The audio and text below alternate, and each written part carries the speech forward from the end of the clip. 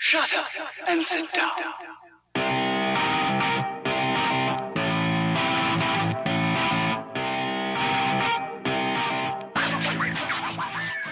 People who don't wash their hands after they go to the bathroom, you're nasty.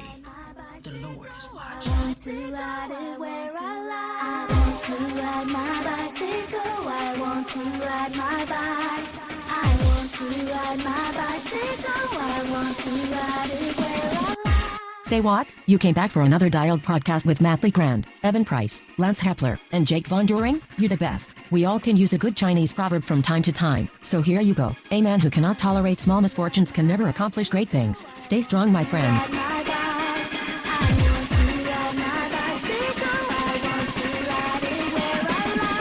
want to go to the zoo and tickle a gorilla and then punch it in the face.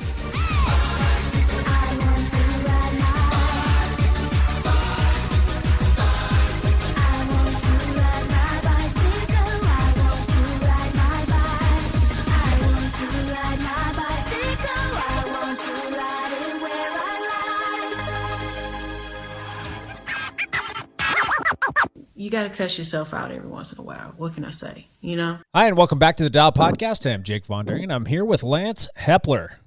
Lance Romance sitting here somewhere in the middle of Arizona, probably with crappy reception because I'm currently on a mountain bike ride with my dog Piper, and I just mistimed how we were going to record this. Yay!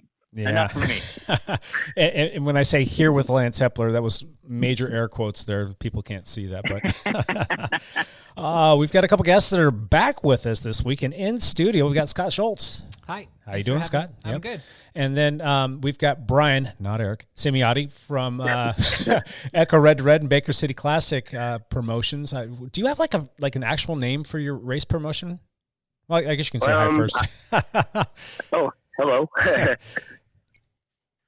Yeah, as far as name, I guess it would just default to bike shop, Scott Cycle and Sports. Scott Cycle and Sports, that works. So anyway, got the boys back in here. We're going to talk about some bike racing stuff with them. I got more questions. We got more things to talk about. I also wanted to kind of do a little recap because we just had a big race with you guys this past weekend, and there's another one that's coming up this summer, so it's a great opportunity for us to talk bike racing. I love that opportunity. That's always good times. But let's do a real brief and quick backpedal. We all rode bikes this past week. A couple of us raced bikes, but let's make this short and sweet because we want to get to the topic, and I know that everybody's time is valuable. So, Scott, I'm going to start with you because you raced your bicycle, and you went to this little mountain bike race called Echo Red to Red that you helped promote. Yeah. How did that go? Yeah, it was. Well, there's two sides to it. I was there Monday through Friday working with Brian and living with Brian, and that was great. And then it's hard because Brian is such a go-getter. It's working all day in the field and then doing computer stuff and hopefully getting dinner by 10 and to sleep by 12, but then you stay up till 2 and then you wake up at 6 a.m. and you do it all over again. So that's the race promotion side of Echo, and my race couldn't have been better for me personally. I had a good race, and I think it boiled down to course knowledge. So putting the stakes in and wrapping the tape is a little pro tip if you want to learn the course from start to finish. So, yeah, I got on the podium, and I was shooting for a top 10 or 11 to be happy. So I was extremely happy. Yeah, that way to go, man. That's awesome, Scott. Yeah, I keep on daydreaming about racing with you, Lance, and trying to stay in front of you as long as I can. And you were replaced by Paul first. So he was right on me, and I'm like trying to stay in front of him as long as I could. And then I'm like, let me know when you want to go. Yeah, Paul is so strong right now, and I'm really bummed for him because he had a bad race, and it wasn't him personally. He just had some technical issues. I think he had like a sidewall gash, and before that he had a saddlebag, and somehow like the zipper got opened, and like he lost all of his tools and like all the stuff that he would have needed to fix the flat, and he was begging people trailside for some CO2 because he finally got a tube to put in there. But anyway, it wasn't his day, but I don't know. He still went out there and had fun. More than I did. So, Brian, did you race as well, or did you just keep your promoter hat on the whole week? Yes, just did that. Kept promoting, or I guess organizing, and just the feeling of making sure everything went right. Gotcha. I would feel so nervous being out there trying to race at the same time. And like, if anything happened, I would be out there racing, or I wouldn't be. That would be needed somewhere else. So I thought it'd be safer for me to just concentrate on the race. Yeah, well played. Lance Hepler, did you race your bike against anybody this week? I did not race my bike this week at all. I missed Echo Red to Red. It was a major disappointment for me not to make it back and do that race. But I couldn't pull myself away from the March, Arizona weather. It's kind of ridiculously nice in Arizona right now. It's like mid 80s and then sunny every day. And so my wife and my dog and my sun-starved skin won out over the need to race. So I didn't make it back for the race. That's a bummer, but I totally get it. Totally get it. Cool. And then you're slowly making your way back up to the Pacific Northwest right now, correct? Yeah, we are. We've already left. We stayed in Mesa almost 2 weeks, actually, because it was just so nice. But we're going to slowly make our way back this week. I've got some business things I need to take care of, and that's calling me back to Vancouver. But I have been able to ride out here quite a bit. I've been riding gravel bikes and road bikes and mountain bikes out here. And I don't want to tell all those stories because you'll all just be jealous and hate me just a little bit more than you already do.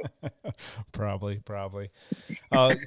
It's kind of like that weird, spring weather right now. We've turned the page. We've turned the chapter. We are now officially in spring. So there's cherry blossoms everywhere. So that part's beautiful. And you kind of get these like little storm cells that'll blow through, but then all of a sudden it'll be nice. Like yesterday, it was like, I walked out of work and it was like 5-ish or something like that, or 5:15.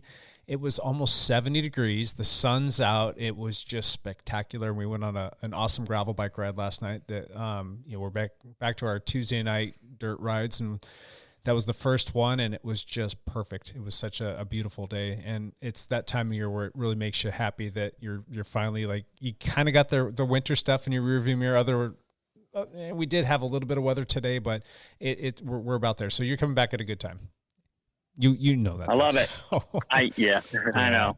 Right on. I did not race this week, and it was just more of the same. And it was just nice to ride outside as opposed to on Zwift last night. So I'm very keen on that. And on that note, we're going to move on.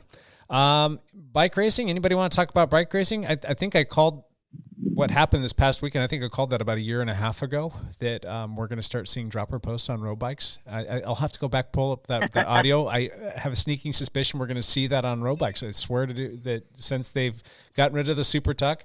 I definitely think that we're going to see that on road bikes. And I think it's safe, and I think it's a good thing. It gets that center of gravity down, and they can make bikes so light now that they're too light for like UCI standards. So I think that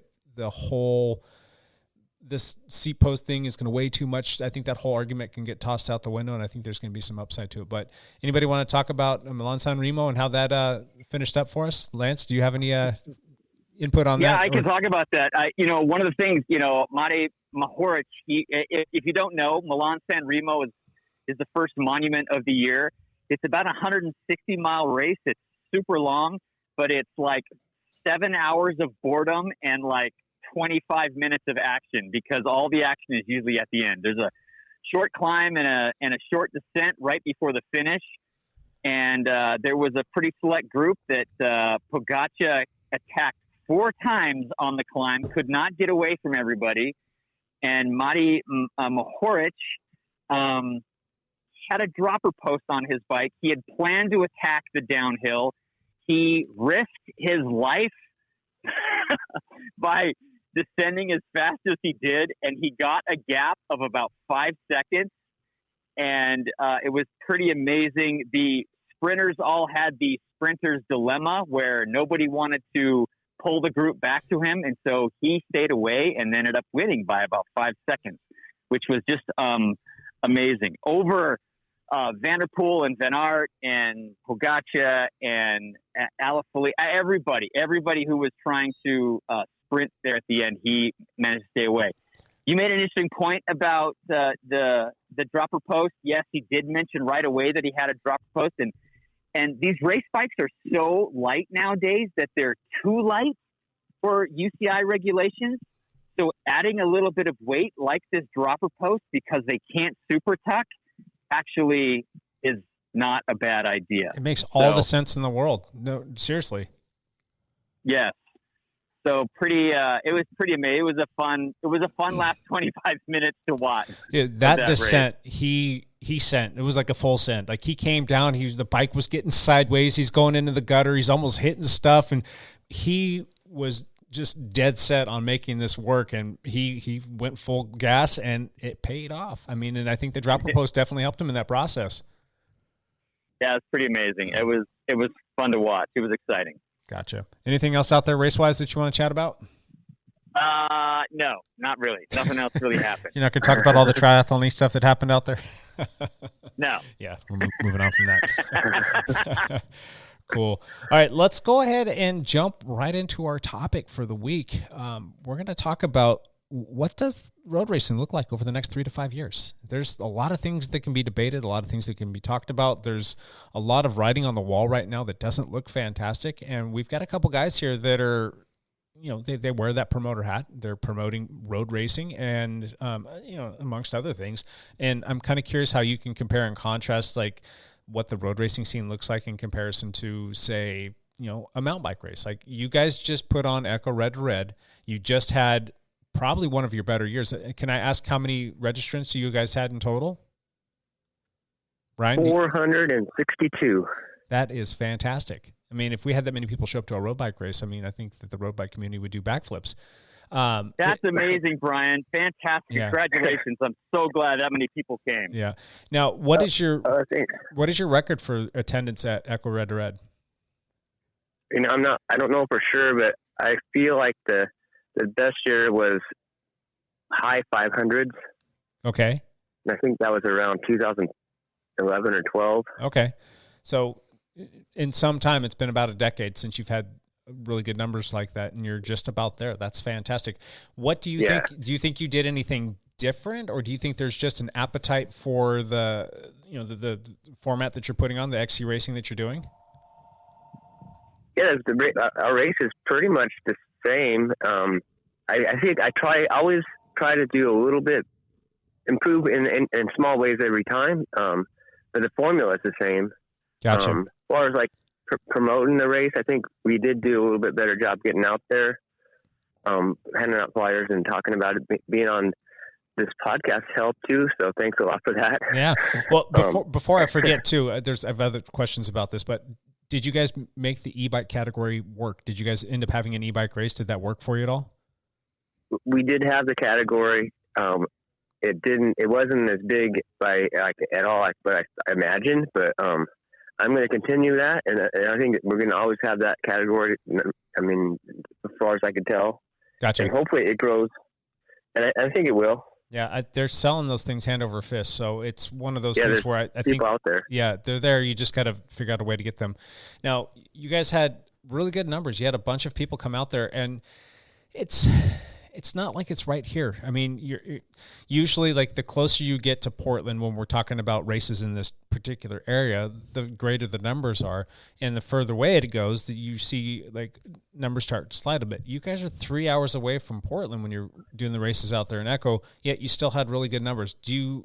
Is there any secret sauce to get people to travel like that? Because I think that might be another little problem that we're seeing in the road racing scene, is people just aren't wanting to travel if there's not something close by. What are you guys doing there that's enabling people or telling people, like, hey, we're going to make that drive. We're going to go out there. We're going to make a full day of it. We're going to go race our bike. I think one thing is, and I said this before, like, our location for Echo and really for Baker City Cycling Classic too, is we're far away from everywhere. So we're about 3 hours from every place: Boise, Spokane, Seattle, Portland. So we can draw equally from all those areas. They all know that it's a drive. So the trick is just communicating that, oh yeah, it's worth coming to all these a bigger market, and then making it like worthwhile. Like we have, big bonfire, camping. We're gonna have live music, food. It's worth it. I think that's what we tried to do, and then people were receptive to that. Yeah, that sounds like people have fun. Yeah, I think from the outside looking in, like last year I did it as a racer, and when I came back again, one of the consistent themes was how opening the city of Echo is. It's not waiting for people to leave. It wants the cyclists to stay around. It wants them to go check out the local restaurants and, support the winery, buy some wine. Yeah. And, to the point where Brian was telling me the owner of the winery took him out to show him more property for potential new race routes for upcoming years, because they were excited about the turnout, how many people came in and supported the community. Gotcha. So in that note, like when you're talking about a small town like Echo, and you're talking about like people with small businesses and people that are welcoming of having 400 plus people come out to race their bikes and open their wallets up and spend money in the town. I mean, that's good for commerce for them, and the city knows that, the businesses know that. So as long as the racers behave themselves, which bike racers, make sure you behave yourself. As long as that is all happening, everybody wins. Like you get to go out there. The only downside is, you got to sit in the car for 3 hours, but you know what? Go out there with a buddy, do it with somebody, road trip it, stay the night, make it more of an adventure. That's the stuff that we got to do. And now when we're talking about this though, when we're talking about road racing, it seems like we've always tried to keep it somewhat close to the major cities, and it just, the municipalities of all these smaller like suburbs or the city itself, it just seems like they're putting up more roadblocks to want to work with people for bike racing, and getting the permits, getting people to sign off on it, and then all of the little things that you have to do, the dotting of the I's and crossing the T's, like just stupid little things like outhouses and flaggers. All of these things start to really add up, and it becomes prohibitive for somebody that's trying to make a business out of this. Like, Scott, you're trying to be a promoter here. You got to be able to put food on the table and provide. And in the same breath, like you can't be out putting on a race and hoping that you're going to make money or risk losing money. And when all of these things start to add up the way that they do, and you don't have the city behind you, they're almost treating you like you're a nuisance, or they're just kind of going through the motions with you. That becomes really difficult. But if you've got somebody like an Echo saying, hey, come out here and race your bike, or you get the city of Baker saying, hey, come out here and do this stage race, and you're going to help out our city, you're going to help out our businesses, and people are going to love you. That's got to make a huge difference. But are people that are going to race their road bike, are they willing to make that commitment? Are they willing to go drive and do that and be gone all day? Do you have thoughts on this? Yeah, well, I want to, Brian, that when Jake was asking that question, I was thinking about the emails that we're getting recently for Baker, like teams that are hitting us up from Canada, who are probably going to be the furthest traveling teams. Sure. So we know they're there, and we know that you can cast a net and get people in, like what's Brian saying, in Washington, Oregon, California, Idaho, Montana. And we're doing what we can to help offset costs for teams willing to make the travel. And Brian, you can elaborate on that more if you want. Yep, Brian, what are you doing to get people out there? Yeah, go ahead.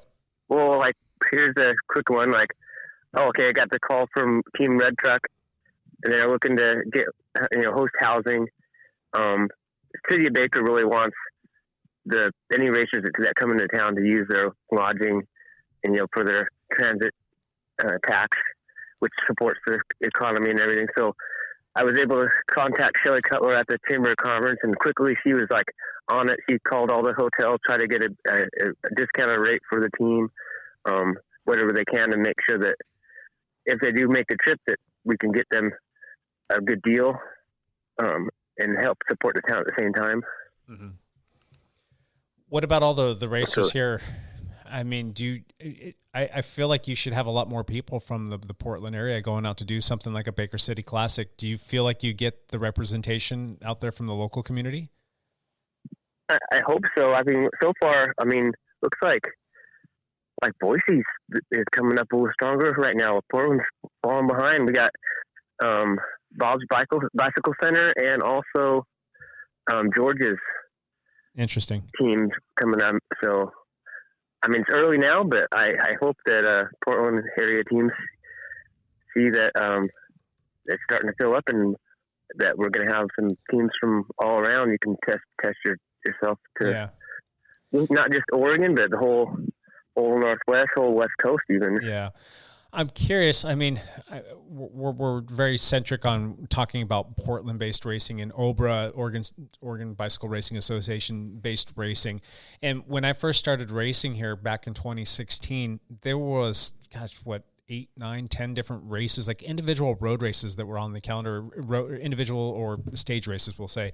And then you had your weekly racing, and then, there's just so many different outlets. And then fast forward to today, I don't know how much of this has to do with COVID, but it kind of seemed like the writing was on the wall. But we're literally down to Baker City and possibly Kings Valley. 2 races, one being a stage race, which you guys are putting on. Kings Valley, which was on the calendar for April, and then they took it off, and now it's later in the summer, and it's going to be possibly a state championship road race. I don't know exactly what's going on there, and I don't know for sure that it's going to stick or not, but we were really spoiled. So you think that the appetite for road racing would be huge and people would be banging down doors and trying to put on new races or get teams to put on races or, doing whatever they can to coax a promoter. But do you guys feel that pressure? Do you feel people asking you like, hey, Scott, put on a road race for me? Is that happening? Yes. Okay. People are asking you like, yeah. Can I ask, like, is this OBRA asking you or is this the race No, community? This is like, I was on a race team for a few years, probably the biggest one and one of the biggest ones in Oregon. And yeah, I'm still friends with so many people on that team. And once they found out I was putting races on, that was the first thing. Like, are you bringing this race back? Are you bringing this race back?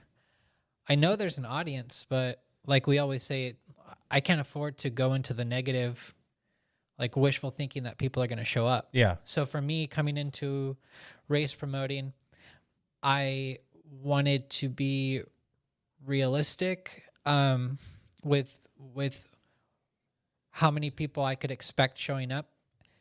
And I went with something I trust more, which was cyclocross and then mountain biking. Sure. And I wanted another promoter to have a road racing event, and then I could just like peek and see what they did. Yeah. Does it make sense, or am I going to like die the same death? And I think when we lost a handful of promoters, those handful of promoters were putting on a handful of road races each. Yes. So a handful of people left, and we lost a lot. Yep. And I think that says something for the community that we have, because we shouldn't have allowed them to leave. Or made that transition less painful on the community. Yeah, I mean, it didn't help that we went through 2 years of COVID, and things are just finally getting back to quasi-normal. But in the same breath, I still feel like that was happening. It was like the writing was on the wall before we got to that station. It would be lovely to see some of those races come back. I just don't know who's going to want to do it. I just don't know if people are hungry for road racing here. I mean, yes, there are people that want to do a ton of road racing, but on the whole, do we have the numbers that we need to make that happen, be successful, and not be something where somebody's going to lose their shorts in the process? Brian? Oh, yeah. Man, I mean, say we got big teams. I mean, I wasn't it kind of a thing that, like, oh, you're a cycling team, you're a road cycling club. One of the responsibilities of that team was like, hey, can you put on an event? Put on a road race. So, I don't know how many teams in Oregon there is, but yeah, that used to be a requirement of being a team. You had to put on a race, I believe, and then they kind of got a little lax with it, and then some teams were still doing it, and then it seems like no teams are doing a race now, and the only incentive that you have to do it is you get like $75 off your team dues through Oregon Bicycle Racing Association, which $75 to put on, a race. I mean, I don't see any teams are going to say, yeah, we want to save half of our dues and put on a race. But I just don't see that happening. I don't know. It's funny when you ask like Brian and I's our opinion on road racing, because we have to be wishful thinking that racers are going to show up. Yeah. Like as soon as Baker was ended last year, the very next day is troubleshooting. Like, how do we salvage next year? Yeah. Like, how do we get twice as many people? Because twice as many people is where the race is actually profitable. Yeah. And we can invest more in it. And Brian's not cutting any corners. Like right away, he's like, well, okay, I'm going to give the riders what they want with chip timing and make the TT for stage 2 easier. People won't have to stress on waiting for their start times. They'll get them within hours instead of after they eat dinner and are laying down in bed. Yeah, I think that it's tricky to get the opinion of why individuals aren't doing road races, because the ones who are there are demographic. So the people we talk to, hey, like, why aren't you doing road races? No, I'll do a road race. It just has to happen. So it's like chicken and the egg. Yeah. But it's like you almost have to shift your demographic and be given the email list to everybody going to do a gorge gravel grinder. Yeah. Let me ask why those thousands of people aren't doing road races, or everybody who raced Echo mountain bike, because like we know there's a lot of like spillover. A lot of those are roadies that retire to mountain biking or retire to gravel. Yeah. And that's like world tour retirement, not amateur level retirement. Like we still need you for the local scene. And what I've always heard from older people that I didn't believe until recently is there's so many weekday road events that you can get your fill. Like you can get your fill at PIR Monday, Tuesday, and Mount Tabor. Yeah. And you almost feel like you're like cheating. Like that's not a real like amateur road racing team if you're just racing after work. So I don't disagree with you. And some people have even expressed that those need to be limited, and it can't be like an every week kind of thing. I mean, there's times of the year where you can go to a local group ride on a Saturday or Sunday. You can go do the Savvy Island shootout. Then you can go race your road bike out at PR on Monday. You can race your bike again out at PR on Tuesday. Then you can go to Mount Tabor on Wednesday. And then, who knows what you're going to do for the rest of the week. Yeah, but you recover. And then you go do that again. I've had people say, like, they need to have less of those. They need to make that not as prevalent, so that people actually will have the appetite to want to go race their bike somewhere, because they're getting that feel otherwise. I mean, you've also got like so many people are racing on Zwift now, and then there's people that'll go out and they'll chase segments on Strava. So you're getting that competitive itch scratched in other places. It's like, all right, well, there's not much of a scratch left to itch for road if you're getting all that input from other stuff. So do you think there needs to be less of that? Should we maybe mitigate some of this issue by trimming some of that back and making PIR maybe like a once a month thing? Well, by default, like the calendar this year is less than last year. Yeah. Like instead of having four PIRs a month, it's down to 3. And I think Mount Tabor has 6 or 7 races on their series, which is about the norm, isn't it? It's growing a little bit. It was like 5, 6, Yeah. and 7 is a healthy season for Tabor. Yeah.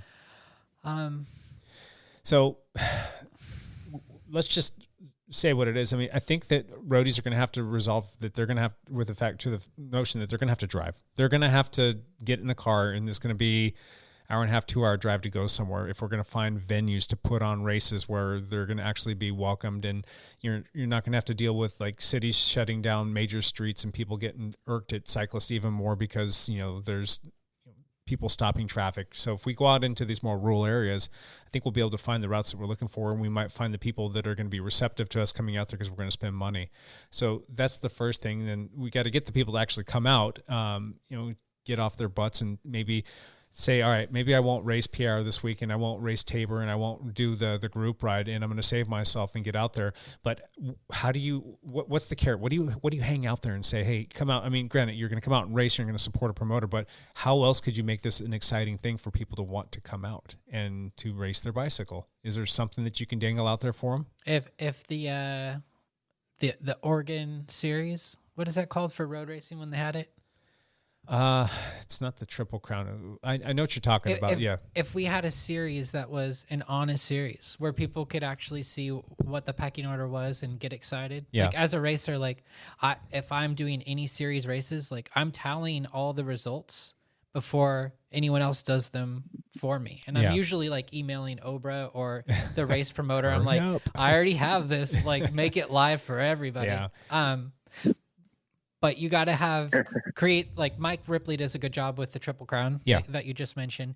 And there's, if you do one, you're like, I have enough bandwidth to do a couple more. And I think I use the term a lot, but a rising tide raises all boats. Mm-hmm. You just need a handful of people to collectively come together and with the same mission. And that's a little tricky though. Yeah. I mean, let's put it out there. Let's say right now we need to make a road series and start now, make it grow, and then have it continue and build. Do you think it needs to be something where you have like a big prize purse that's, kind of a 50-50 thing between the men's and women's fields, and make sure that, there's balanced stuff there, and get people excited about wanting to come out and if you can get some people like, Hey, Brian, I was given one of the coolest jobs at Echo, working the podiums where I had a pocket filled with envelopes with checks. But it took X amount of years for Echo to establish itself and be able to fill my pocket with those checks. Like, you can't go right off the bat and give out money if you're already losing money as a promoter. But what if you had something to where you tied the size of the purse to the number of registrations, and you kind of let people know, like, hey, we're at this many registrations. You've got like a $10 purse right now. Get to this many people, and we go from 10 to 100, and then we can go from 100 to 1,000, and kind of make it. Yeah, I've seen that before. But yeah, I think that's a good idea. I think that every racer needs to be okay with a little bit higher entry fee. That was on my list of questions to ask. I mean, for the longest time when I first started racing here, it seemed like a road race was $30-$35, which to me, that was a great deal. Yeah. Because when we look across over at our boys, Matt and Evan, when we're talking about triathlons, a cheap triathlon race is easily $100, easily. And, some of these bigger races that they're doing, these half Ironmans and the Ironmans, can get up to anywhere from $500 to $1,000. I mean, Lance, it's been a few years since you've done a triathlon. How much were you paying for triathlons when you're doing this back in the day? Well, the Ironman races were like $600 or $700, and now I think they're over $1,000 for a race. For a race where they make you swim and they make you run to do all that to be able to ride your bike. Oh, and that includes airfare, right? Yeah, and they're not in your backyard. Good point, Scott. So what is it that triathlon's doing that's making people want to fly and drive and spend hundreds, if not thousands of dollars that, we've got roadies that are, putting their nose up at having to pay $50, $60, $70 for a road race.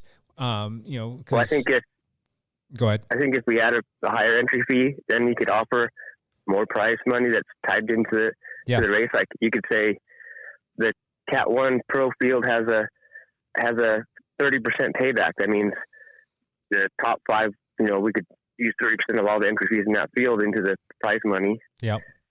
And then included you can get some other sponsor for like some extra prize money, have jerseys, have trophies. That makes it like prestigious, and good coverage of the winners, and something like a more momentum, more build, more stuff like that.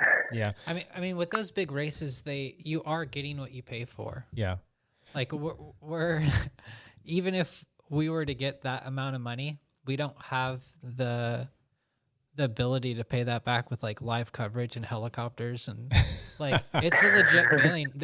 With like I'm paying Well, usually I get my races comped, but for mountain bike races, Brian, how much is Echo?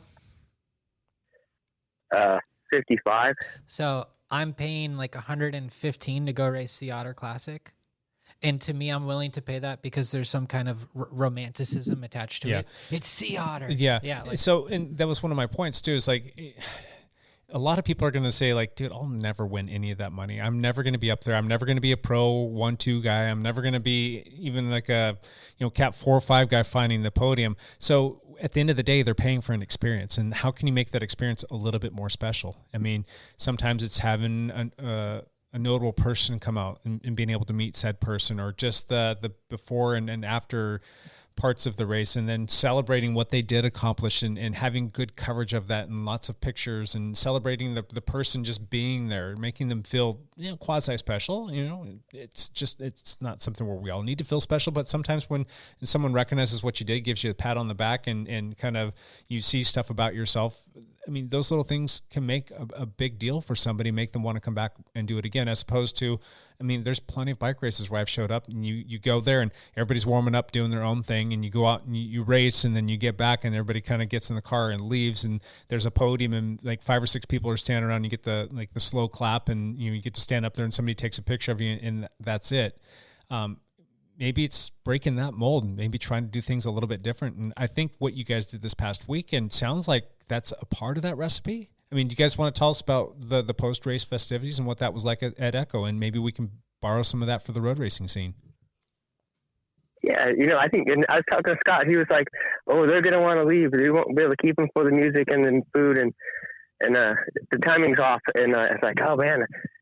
When it came to race day, we had a hard time getting the people to move from the food to the music in time for the rewards. So like they were staying. That's awesome. I felt like, when we did our time trial the week before, like I've been to a few time trials, not a ton, but I've been to a few time trials, and it's usually like a very solitary thing. You show up, you sit on a trainer, you warm up by yourself, you go out to the start house, you do your race, you get you're finished, done, and you come back, you pack your stuff up and you leave because nothing ever happens. Well, we wanted to see, like, how can we capture these people? How can we get them to stick around? How can we create an atmosphere and almost like a pit area for everybody to kind of go and rub elbows and talk and be able to congregate and make it more of a party. And I think we could have made it even better. I mean, had it been thinking, we would have had like a PA where we can play some music over and kind of make it a little bit more exciting. And it'd be nice to have somebody sitting on that all day long and calling out numbers and times and celebrating people. But I think on the whole, we were able to get people to stick around. We were able to do podiums. That's something I hadn't seen at a time trial in some time. I mean, I'd seen it before, but it's one of those things where you have to sit around for a long time to get the final results because they're hand tallying things. So we used the chip timing. We had results were done. We're completely done and printed out by the time that the last racer got back to the pit. They were done, and we were able to jump right into doing podiums, and we did a raffle, and we kept everybody around. We had food, and I think that doing that a little bit differently kind of gave us a glimpse into like how we can make that even better.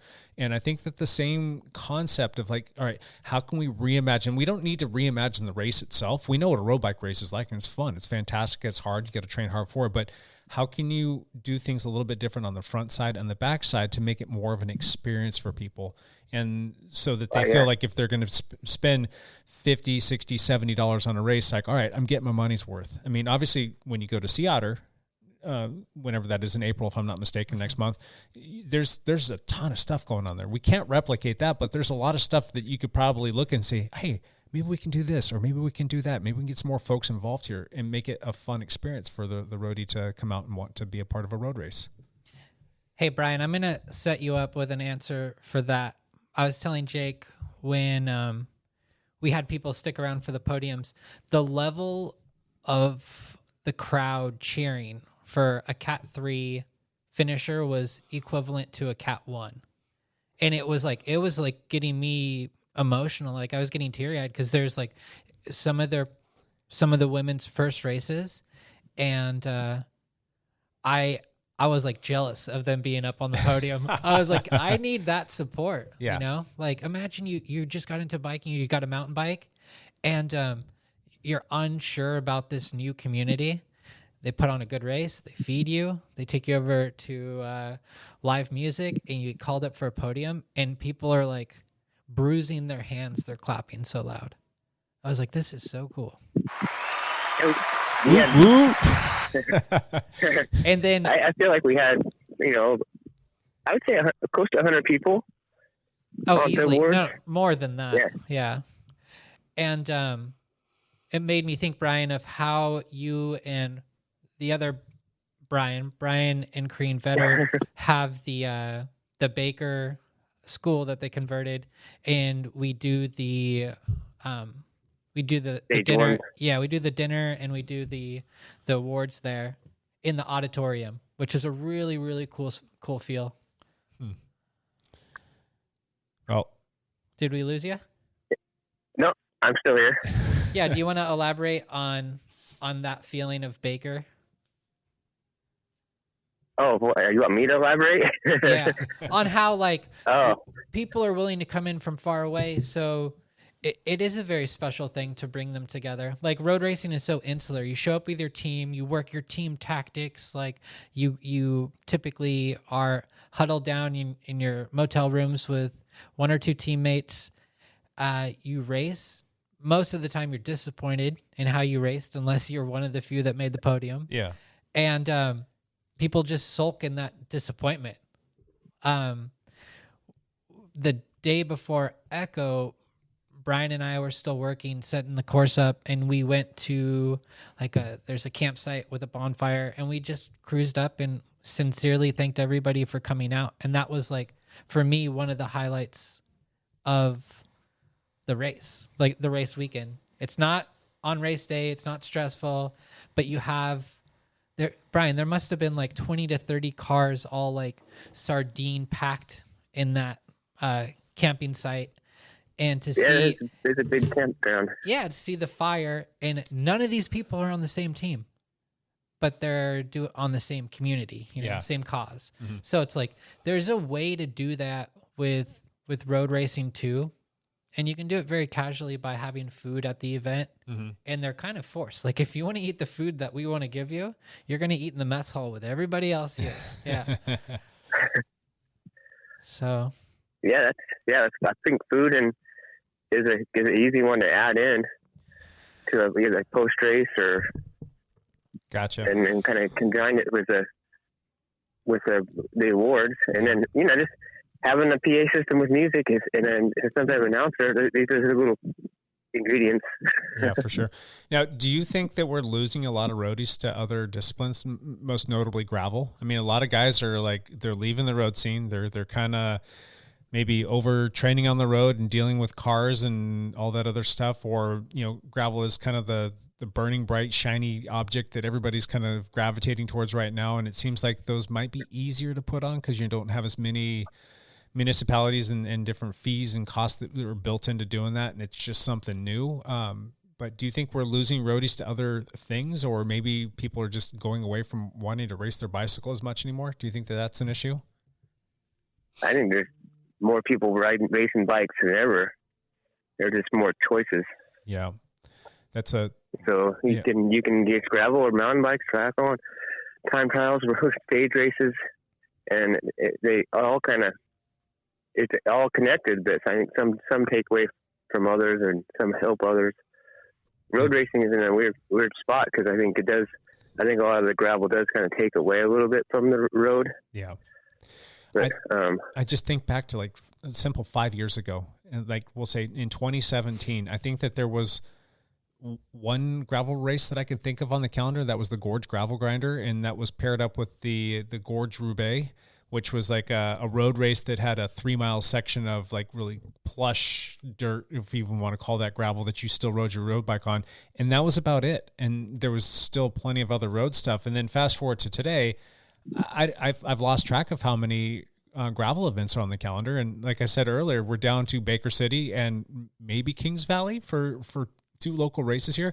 Now, if you go up into Washington State, into the WSBA territory, they've got still a good chunk there. I'm not going to say it's alive and healthy, but they've got a much more plentiful offering of road races on their calendar than we do down here. I would argue that and say it is healthy. You would say it's healthy up there? Yeah. Okay. Because I've been looking at the amount of results that they're getting, and they still have multiple stage races in one state. Yep. And then I do the same for checking out. So many of my friends live in Southern California, and they have sometimes they'll have 3 or 4 road race options on a weekend. Really? Like they have to choose, do I want to stay around LA or do I want to go up to Santa Cruz? Huh. And these are big races. Sure. To the point where they're cherry picking races based on who they see signed up. Yeah. Oh, the heavy hitters are going to LA. I'm going to Santa Cruz. So I think this is a localized issue.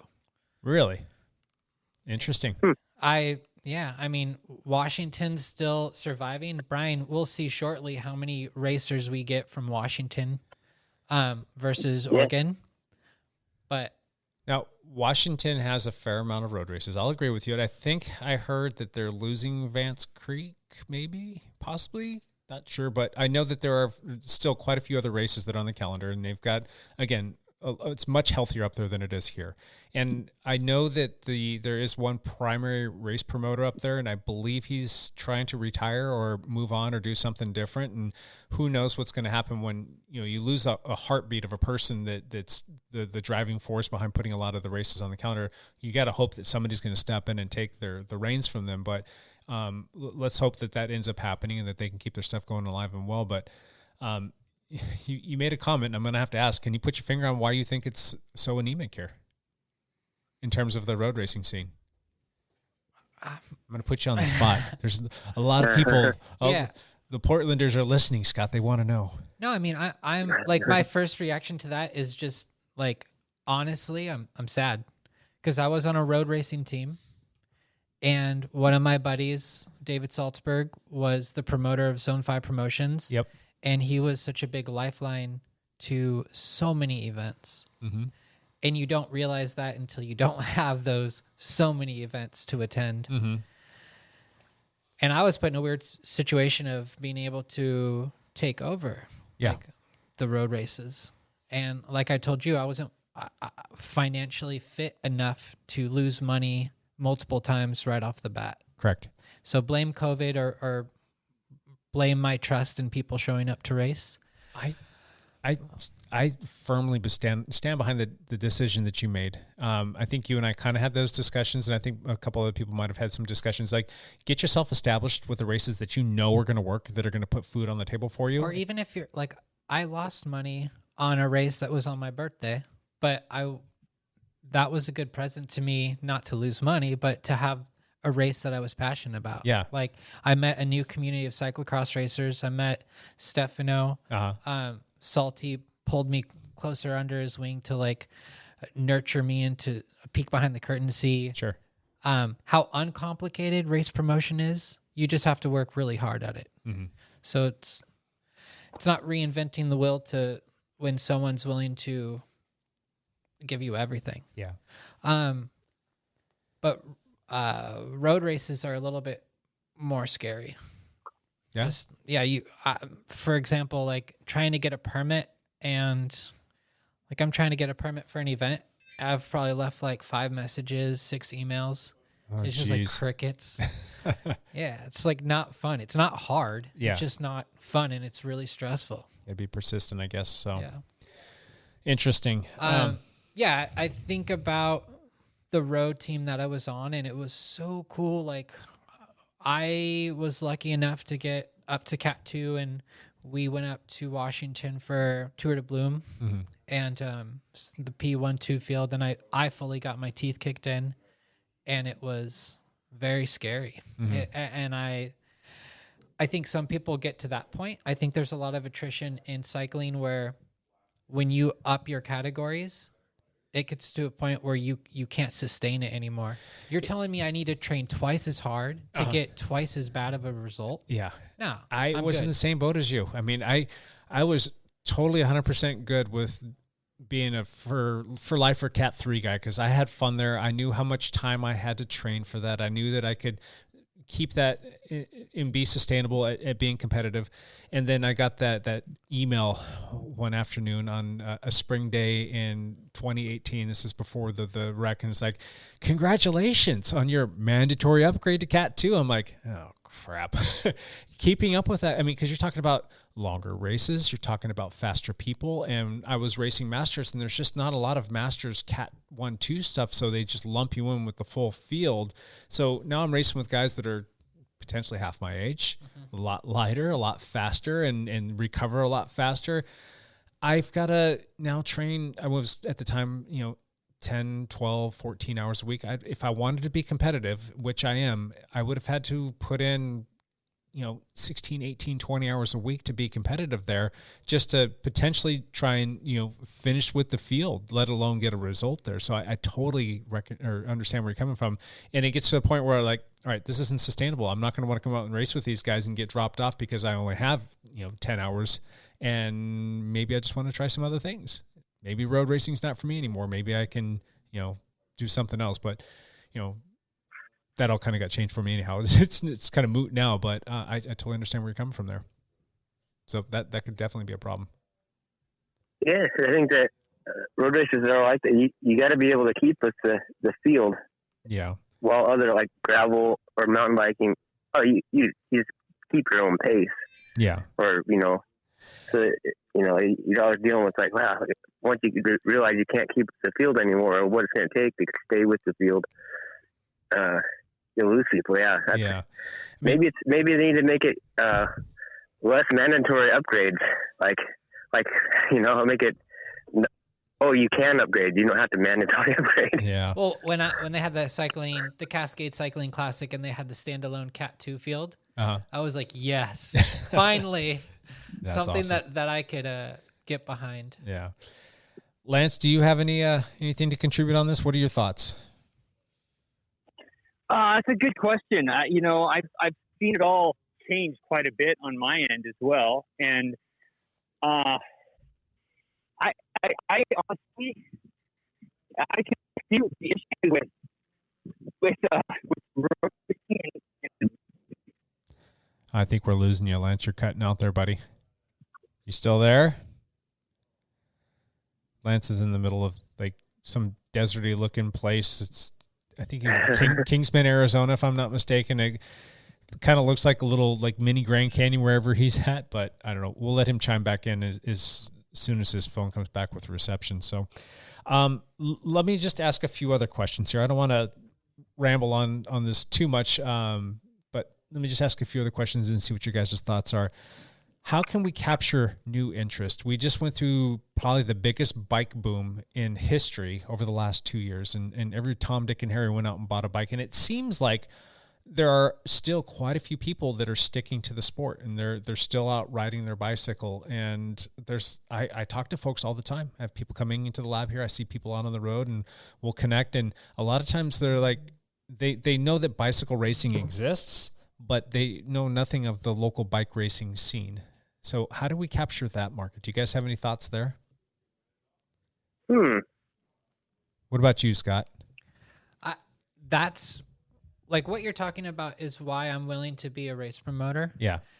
Like I'm a firm believer that the net that we're casting got broader with gravel, with Swift, with a Peloton bike. Yep. And I know firsthand because I'll go and I'll ride from my house into the city on routes that I would do all of the time for, the last 3 or 4 years, and I would pass 3 or 4 cyclists. Now I'll go and pass like 20. Yeah. And I know they're brand new bikes because I know the year of their bike. Yep. And like, yes, they're mainly gravel bikes, but there are also some people who have already migrated from a gravel bike into a road bike, and I'll see them at Savi or on another team's group ride that I'll join in on. Mm-hmm. And they'll tell me like, yeah, I got a bike when COVID hit and my gym closed. Yeah. And it's like, so that's a real thing. Yeah. And I'm banking on those numbers slowly reviving. And my whole theory was it could backfire and it could be, it could turn out not this way. But my thing was I would think that Pelotons, gravel bikes would slowly have a transition over to road. and those new people would be hopefully potentially trying a road race within 1 or 2 years. How do you envision paving a road for those people to find their way to road bike racing? Otherwise, if you don't create like a wide open path for them and make it known like, hey, these are options, these are things that you can do on your bike, and these are some cool things that you can train for. If we don't do that, they're not going to find their way there, or at least they're going to take a really convoluted path to getting there. And I think we're going to lose a lot of people in the process. I think there's more responsibility to every individual racer than they know. Like, I was riding a fixed gear bike down in LA, and it was other road racers on road bikes with gears who came up and were like, dude, you kids are pretty fast. You should try a road race. What's a road race? Well, you got to get a bike with gears on it, and you'll start Cat 5 and you'll move up to Cat 1. Mm-hmm. And it was some random dude on like a bike trail who had a 5-minute conversation before they dropped us with a bigger gear. The 2 kids that I was with, one of them went pro for Jelly Belly, and the other one got up to Cat 1, and then now is like he's the sales rep for H2. Okay. West Coast sales rep. So he's like heavy in the cycling scene. And I think. What's his name? Ryan Cook. Ryan Cook. Okay. Yeah. I know the name. Yep. And then Devin Dunn, he actually used to bunk with Jacob Rathy. Okay. When they were on Jelly Belly together. Yeah. But like, we came from skateboarding to a fixed gear bicycle to accidentally coming into the cycling scene just because one dude had a quick conversation. Sure. So everyone has to have enough time to have a quick conversation. Sure. Every time I ride my bike, I think sometimes people who come out and ride with me will be ignored because I'm not necessarily looking at people as dollar signs, but I'm looking at them as lifelines. Like, sure, none of us can do this if we don't have each other's back. And I got a bike when I moved to Portland, and someone at River City Bikes told me about PIR. And again, it was the easiest thing for them to do. Yeah. Like, this is so cool. You got a bike. You should check out PIR. Yeah. I agree with you on this. I think that people who race bicycles, if you want your sport to stay healthy, you have a fiduciary responsibility to the community and to the race scene to talk to people. And if you show up to a group ride or you show up to a ride and there's a bunch of people there that don't know what road racing is, they're going to look at you and guaranteed you're going to look a little bit different. You're going to look lean. You're going to look fit. You're going to look fast on your bike. You're going to probably have a nicer bike. You're probably going to be wearing a kit that maybe has some sponsor logos in there. You're going to look like somebody that's like, oh my gosh, this person's going to tear my legs off.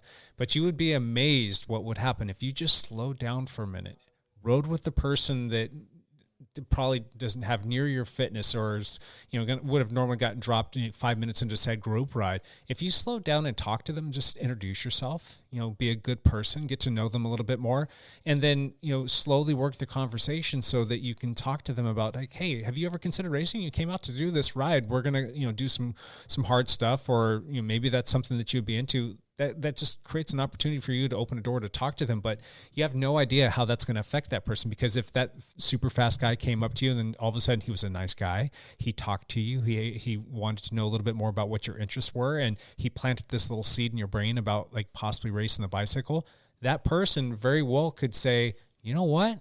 I think I'm going to give that a shot. And then you can say, yeah, keep coming back to these group rides, or get on a training program, or go check out, some sort of a ride that you can do to work up to building that fitness, because there's all kinds of rides around here. There's different rides that you can do all of the time that aren't races, and that might be the little gateway drug that they need to get started on racing their bike. So, and it doesn't even need to be another bike racer. Yeah. For example, if you go to a bike shop and you ask them for sponsorship for an event, and Yeah. they say, we just don't have that budget. Yeah. To rewind that, I leave the house almost every day on my bike, and my neighbors see that. And every once in a while, like one of them will come up and be like, hey, you really inspired me to get back on my piece of crap bike and start riding again. Then they'll get a new bike and they'll be like, hey, Scott, check this out. And I'm like, that's kind of cool. It's an entry-level bike. Like, I'm kind of snobby, so I'm like, 105. Or Tiagra Triple. I'm like, But a year later, the same neighbor is like, Scott, I got a bike. I'm like, okay. And he's like, I got a speed wagon. And I'm like, that's really investing in like our community. He's not a racer. But what happens is like, even people seeing you bike around and you being receptive to them and proud of their fitness gains, they're going to support the bike shop, which will hopefully support a bike race when you go ask for that sponsorship again. So you're helping out even if it's not a racer. Mm-hmm. Like more people on bikes. Yep. So that's What about the notion of putting on a fondo where you can be at the pointy end of said fondo and you can race the thing, or you can let some folks come out that just want to do a cool ride that maybe they can try and hang for a little bit and then fall back, or maybe they can just make it just a fun day on the bike. But at the end of the day, you're quasi exposing them to something that it's not a full commitment to where you've got to hang with the peloton, and otherwise it's going to be, game over for you. But you can come out, you can try this, you can dip your toe in the water, and you can see what this is about. You can get to know some more people. Gives you an opportunity to put on an event where you can make a few bucks as promoters, and you can start to build your database of folks that you can potentially kick over into like a race. What do you think of something like that? Yeah, that one you can make it into. Well, does anyone still do the meet the teams ride? They haven't done that in quite some time. As a matter of fact, I don't even remember them doing one since I've lived here, which has been 7 years now. So I could be wrong, and I just missed the boat on it. But since I've had my team registered with the Oregon Bicycle Racing Association, which was in 2017, I've never been informed of any of those. I know they've been happening up in Washington. I saw some posts. See, they have a healthy. I think, man, do a fondo. Yeah, that's combos as a party. And meet the teams. Absolutely. To play devil's advocate here, though, if you do a fondo, I've had this talk with Mike Ripley, like how to help road racing in Oregon. You do fondo, you're hurting the category racing. Because like the whole point of a road race for a road racer with amateur road racing with categories, Cat 5, 4, 3, 2, 1, like. You need to earn your upgrade points. You're not getting any from a fondo. Well, it's not necessarily meant to be the replacement to bike racing. It's just a conduit, and it's a way to give people an opportunity to get their... The next stepping stone from a gravel bike to a fondo to a road race. Mm-hmm. Yeah, I agree with that.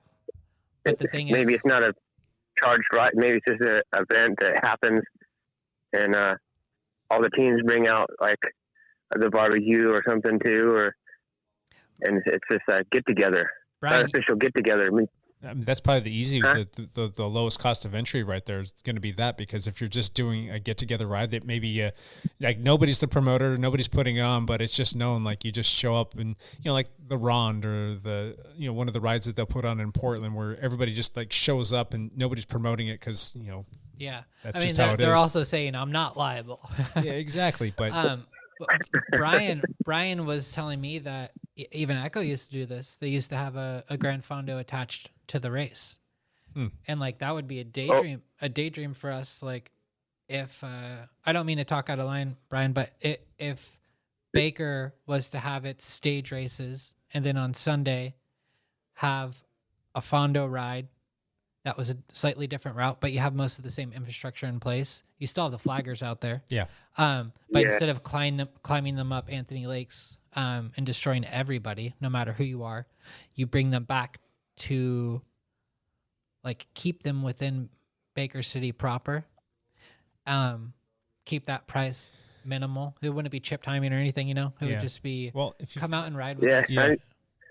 Brian Green had done that a couple times. I feel like maybe the timing was wrong or something is not quite right, because it just turned out to be more of a hassle than for them. But maybe it will change. Maybe it's just something that needs to happen. I don't know. If you've already got the infrastructure set up and you've already got the people out there in the captive audience, and you're just offering like an alternative, for people to come out and just see the venue, and maybe they'll come out and do the Fondo and they're like, that was a lot of fun. And I saw the bike race. Maybe I want to do the bike race next year instead of the Fondo. I mean, you just got to think like, what is that little gateway drug, that little starter sample, that little like taste test. And all of a sudden, you had the appetizer. Now you want the full course meal. I don't know. Yeah.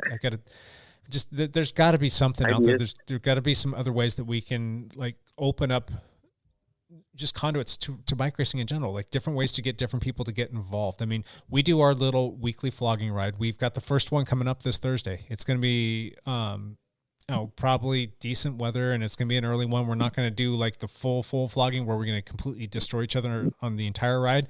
It'll still be a fun race pace, and it's just more of like the first one where we want to let people get their jitters out and make sure that everybody's comfortable riding in groups again. But we do these things, and last year the peak, the apex of it, we had 60 people showing up on a Thursday night in Little Camas, Washington, to ride and race their bicycle at a race pace. Now, we had people coming in from all over the place, but I mean, I don't think that's hurting racing, but at the same time, I don't want to hurt racing. But I do know that we attracted a lot of new people to try bike racing for the first time, and we've got a bunch of folks that are excited to come out and do this again. Little things like that, though, are bringing people into the sport. So I'm going to continue on with it. Yeah. And we'll just next one get the list from Obra with all the teams in Oregon and say this next ride you guys are doing is a meet the teams ride, and we want someone to represent all the teams in Oregon to be here to help get people interested in racing. Yeah. On this ride you do.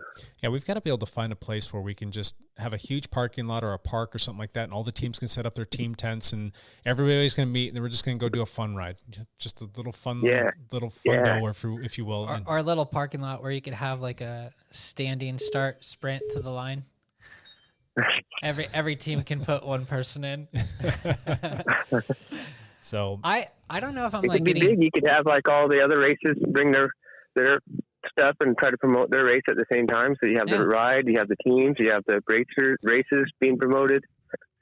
Yeah, something like that. Would be healthy. It would have to start early in the season, and so where we're at, weather's not always going to play nice with us. So I don't know, but I still think it's a fantastic idea. I think that you can definitely do something there.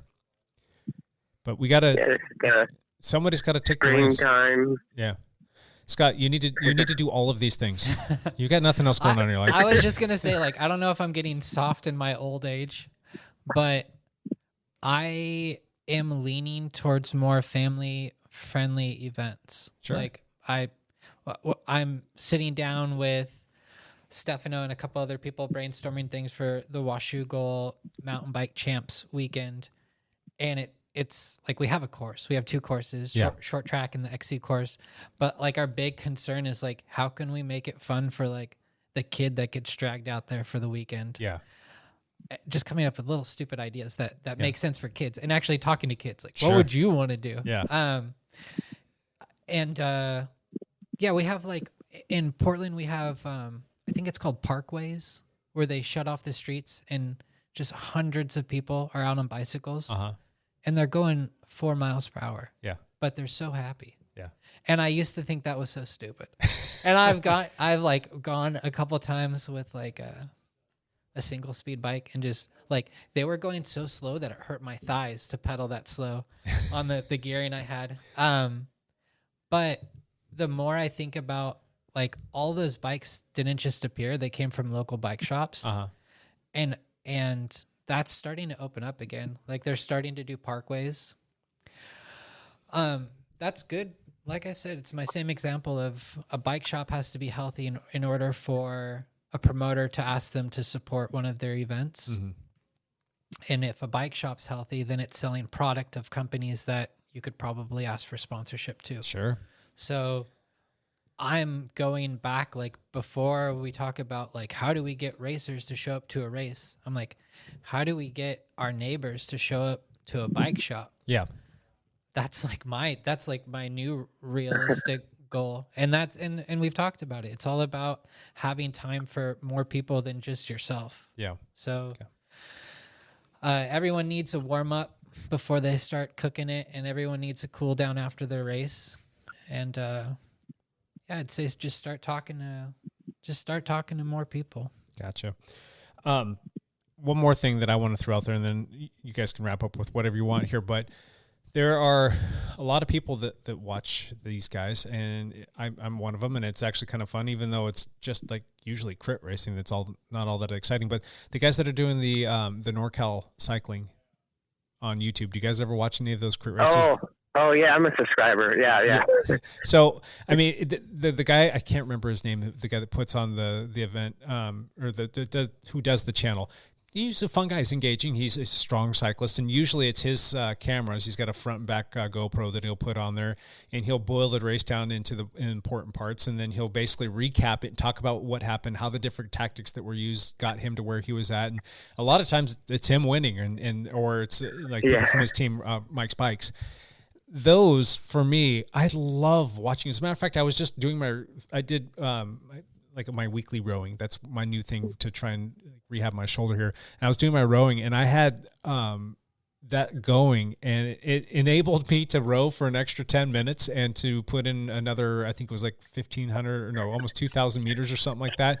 It was just because I was watching this crit racing. It had me all jacked up and excited. I'm like, what if we had something like that here? I mean, that could be a straight up rip off of what he's doing, but it's just still, at the end of the day, it's just bike racing, and you're just putting up a video and then get a couple charismatic people to sit down and talk about the race. And I know that Dylan Wiggins does it, and it's hilarious. And I wish Dylan would do all of them all of the time, and just, I don't know. I asked him for his GoPro when he's not going to a race. Yeah. If I could do it. And he was like, yeah, dude. Yeah. I'll see him Friday morning. Yeah. So he's doing it. He's got his own spin that he puts on it. It's freaking hilarious. I love his videos as well. But it'd be fun if more people did that. And if we had different people giving different breakdowns and analogies of different races, because you know what's going to happen is somebody who's not racing is going to find out about that, and they're going to go and they're going to watch it, and then all of a sudden they know the course, and then they start to know some of the personalities, and then they start to see some of the teams, and then they start to say, hey, maybe I want to do this. And it would be fun if you could have somebody that was putting out these videos, not of just your Cat 1, 2 people, but all the way down to your Cat 5s, to say, hey, you know what? Look at these guys. I mean, that guy's got the dad bod. I got a dad bod. I can do this. And he's only putting out like 300 watts on some of these things, and I can do 300 watts. And like all of a sudden he's making that connection, like, I'm going to go out and do this. And then you can maybe make a couple other videos like, hey, have you been thinking about maybe wanting to do some road racing? Here's some stuff. Here's a step-by-step process to get yourself started in road racing. And all of a sudden, like, wait, now I've got to play. This has got to happen. Yeah, there's a blue book. There's like this playbook that I can use to go out there and start doing it. Yeah, we got to do that.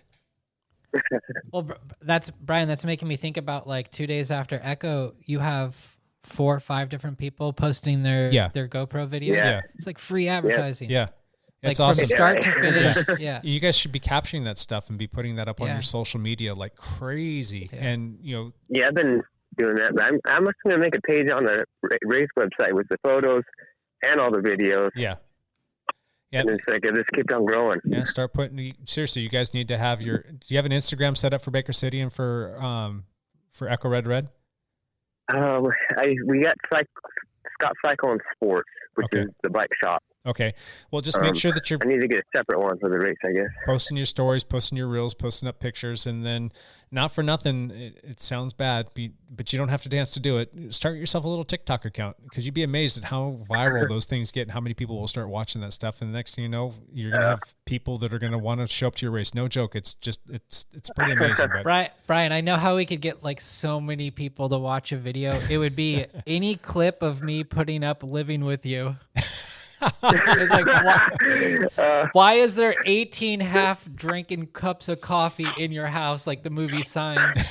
That's funny. That one got cold. I need another one. Yeah, I got you. Yeah, he sleeps like 3 to 4 hours a night. So. Oh, geez. Yeah. Got to get one of those coffee cups. I can't remember what it is, but it always keeps your coffee warm. It's got like an 8-hour battery in it. I don't know. Got to get one of those. Anyway. Oh, yeah. If I'd lose it, I'd have to have multiples of those too. Yeah. So those are a couple of my things, like the Fondo, the videos, the group rides. I love your idea about getting the team stuff back. I mean, these are things that need to happen, but they're not happening, and we need people that are going to spearhead these things and lead them. And I think whoever does it first is going to see like huge benefits to whatever it is that they're going to want to promote. And I think, Scott, you could be that person. And I think that if you said, hey, I'm willing to kind of lead the charge on it, I need help though, I bet you people in droves would show up. Yeah. I mean, I'm thinking of 2 things right now. I did a ride with some of the guys from River City Bikes. Yeah. and there's like a dream team. You know, I've been in breaks with like Colin Gibson, and I'm like, I'm not going to ever make it pro, but maybe I could get on that team. Yeah. And I was talking to one of the guys who makes the decision for that, and he's like, no, we don't want anybody. Like, if we take more people on, we're just going to be a stronger team. Like, we're only healthy if there's other stronger teams. So, like, there's been people stronger than our teammates ask, and we go, no, we like you as competition. Yes. And that's why I'm so adamant about having an honest series where people see what the pecking order is. And every year you go after it. Like, hey, this year we hit third. You know, we were third best team, or we got our teammate up to second place. I remember I was on it. The team I was on, Wachek, teammate took the series, and the whole team was happy. Yeah. You know, it's like you get to live vicariously through them. Sure. You need honest results, and you need someone to be on top of it, and you need to make that stuff publicly, like public for everybody. When I was driving over here by myself, I was like, I want to make my own team next year. I want to make a team that is a road racing team. So even if I can't go to road races because I don't want to, or I'm working them and running them, I can live vicariously through other people. Because I never considered it a waste of time being a road racer. I like the discipline of, like, you actually need to try really hard. You can sneak through a time trial and you get what you get. You can sneak through a mountain bike race and a gravel, because as soon as you fall off, you're just in a beautiful place. And like Brian mentioned it, like, you have to at least be able to go the speed of the pack. Otherwise you are by yourself and forgotten about. But I like that. Like, it pressures you to really bring it. But I think there needs to be, like, anybody who's a team captain or the DS, I don't know what you would call it in an amateur level. You're almost like a therapist. Like, just keep them happy, keep them content, listen to them, and make them feel special, because they're putting a hell of a lot of work into something with little payout. Sure. Yeah. I still think optimistically about it. Like, I'm hopeful that that someone does the Michael Myers Memorial Time Trial, just got a little bit more comfortable on a bike, and now they want to try pack racing. Yeah. You know, like, it's just little things. I think like it'll happen. I mean, I'm not trying to say that road racing is dying or that it's dead. I do think that there's an ebb and flow to everything in life, and I think that we're just, like, the tide's out right now, and we're kind of looking at, like, a kind of a barren land. It will return, and it will be something that will be good. And I think that if we're coaxing it to come along faster, that would be a good thing. But I think when it does return, we need to make people excited about it, and we need to make it a little bit different so that more people can get involved as well. Yeah. Otherwise, it's just going to be more of the same, and you're gonna have to expect the same results. So there's a big, like, the Lance effect. Yeah. Like, there's a big trickle down, and right now we have. Are we talking about not our Lance? We're talking about Mr. Armstrong, but yeah. So we have. There's a whole bunch of Americans that are at the top right now. Yeah. That just all of a sudden they're there. Yeah. So, like, Sepkus, but once he gets more notoriety, that's going to be cool for Brian, because he's going to be like alumni of Baker City. Yeah. You know? Yeah. And that, like, notches Baker up a little bit. Sure. I want to know what his path was. Well, he did Baker. Yeah. And I mean, we had, like, Ian Boswell do the same. Sure. But right now there's is McNulty ever out there? McNulty has won like three or four of the first races this season on, like, long solo breaks that were like, where did you come from? Yep. Magnus Sheffield on Ineos, and the more solid results that those young kids get, it's just gonna. It's the same with whenever you have a great Olympian. Yeah. It's like that country's like, buckle up. We're all going to be doing high jump now because so-and-so is the best. Yeah. So I think we have a lot to aspire to be. Not for me, because I'm already doing this for me. But for a kid that doesn't know themselves yet, they just see something out there and like, oh, cool, cycling's a pathway. Yeah. It's amazing how many talented kids are out there. And we've said this before, the best cyclists in the world aren't even riding bicycles. Yeah. I mean, they're just phenomenal athletes doing something else. We have to make this an attractive thing for kids, and we have to have systems in place. We have to have programs in place, and we have to have races for these kids to go do in order for them to fall in love with the sport and to progress and to do good things. In other parts of the world, I mean, that is their end all be all. I mean, if you go to Belgium, like you go to school to race bikes, and you do things, everything that you do revolves around racing bikes. Here, it's just like, let me honk at and flip off and roll coal on this idiot on the side of the road wearing Lycra on his bike. It's just that's the mentality of a lot of folks here, unfortunately. And if we can change that paradigm and we can make it more of a socially acceptable thing for us to be out there on the road, and then have juniors programs and have racing for these people to plug into. And the colleges are slowly but surely coming around on offering more scholarship programs for triathlon. It's already taken off, and there are like clubs out there, and there are universities that have cycling programs where you can actually get scholarships. So the more we see that, the more people are going to say, all right, there's my meal ticket to go get my, education, and I get to do what I love to boot. I mean, if we can get more of that, then I think the sport's just going to catapult. But we've got to have that infrastructure that we need to build. And a lot of that falls on our backs. And, our team, like, I don't talk about it too much, but we're doing so much behind the scenes right now to build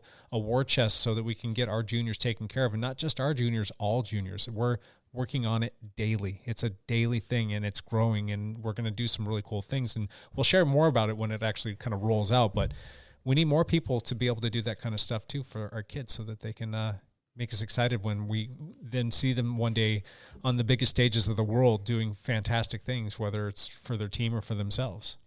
And I will do my part and consider having one child.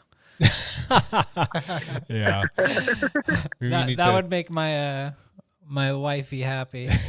and then we could get one more registration on the list. There you go. That, or go out and adopt a bunch of kids who look like athletes. I don't know.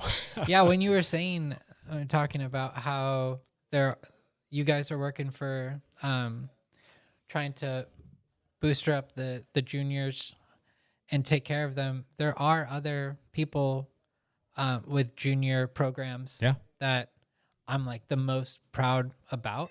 And like a little bit of transparency, like I want to do a little bit at my races and race promotion so I can have something to give them. Yeah. Like I have so much fun with the Cascadia kids in cyclocross. They're like 14, 13.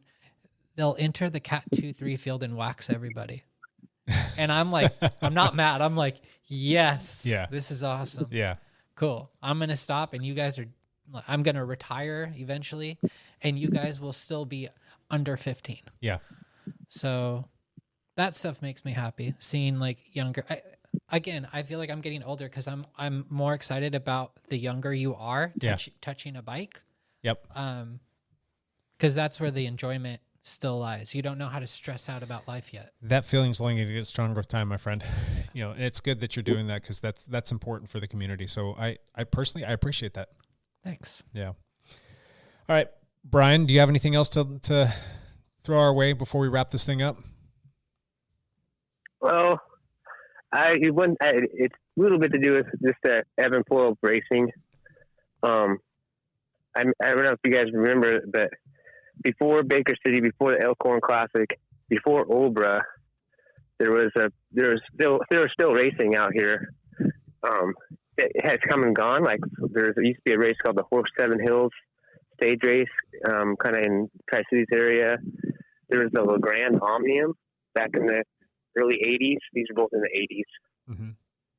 And it has a little bit to do, I think, like the Lance effect. Well, there was also the Le Mans effect in the 80s that kind of brought those races into play. And I think we're at the start of a new effect. I think the new American racers coming through is what brought, back in the 80s, the La Grande Omnium and the other races and pre-Obra. But, and then in the late 90s, the Lance effect brought in Elkhorn Classic and, Comey Plateau and all the other races.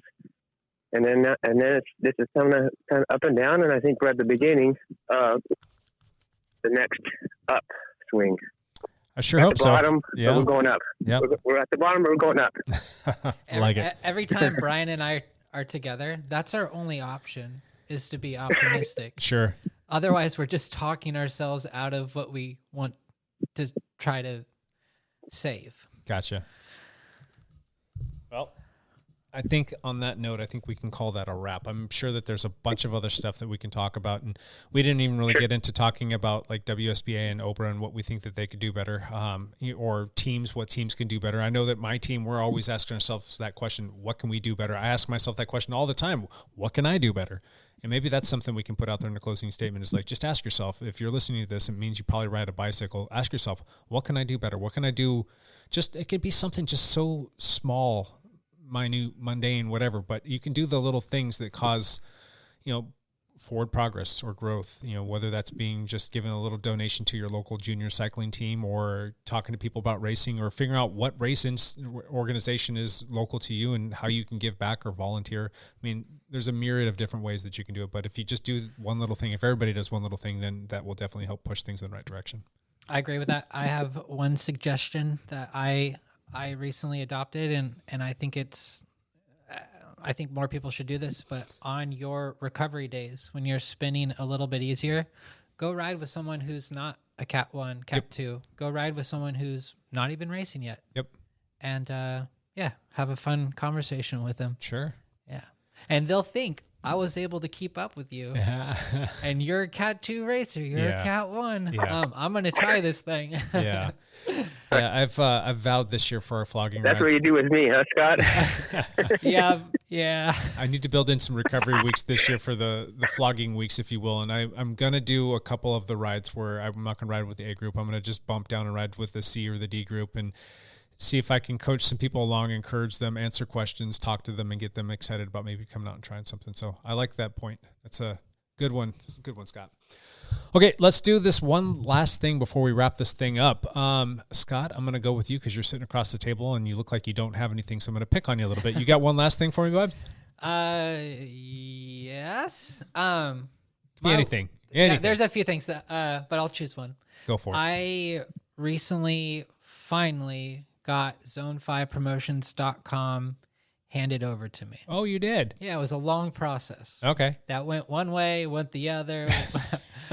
Basically, the guy who was working the site is across country, and I don't do website stuff, so I didn't know hosting and domain service and taking over charges. And I can talk you through all that. Yeah, well, that's done. And Friday morning, I'm meeting up with Dylan Wiggins and Stefano. Sure. And we are going to have our first delegating homework, who has to do what. And I'm excited because we'll be able to use Stefano's graphic design work to get online. Socials will follow, and I can start opening up registration for my races, which means income. Gotcha. Now, if somebody wanted to go follow you on social media, we'll start with Instagram. What's the handle there? Zone 5 Promotions. That's the number 5, correct? Yes, that is correct. Zone 5 Promotions. Go look that up and give those guys a follow on Instagram, and I'm sure he'll post some more information there. You can probably look him up on. Did you get the YouTube? Not the YouTube, but the Facebook stuff too? Yeah. Gotcha. Yeah. You can go look up there. Those have been dormant. So pardon like the old post on them. But I'm really excited about the website, and all socials will be linked through that. So within the next few weeks, that's like my new baby. That's what I'm nursing right now. Sweet. The website. Good. Looking forward to seeing that. Brian, you got one last thing for us? Okay, I'll make it quick. I just wanted to pick a shout out to the city of Echo, the Echo City Kiwanis Club, the Umatilla Mason Lodge number 40, H&P Cafe in Echo, Better Creek Coffee in Echo, William Willis Piercy, of course, who owned the property for the race. We're all talking Echo and Echo Mountain Bike Race on Snow last weekend. Snow Road Winery, Echo Ridge Cellars, and Scott Cycle and Sports, my shop that basically put the race on or organize it.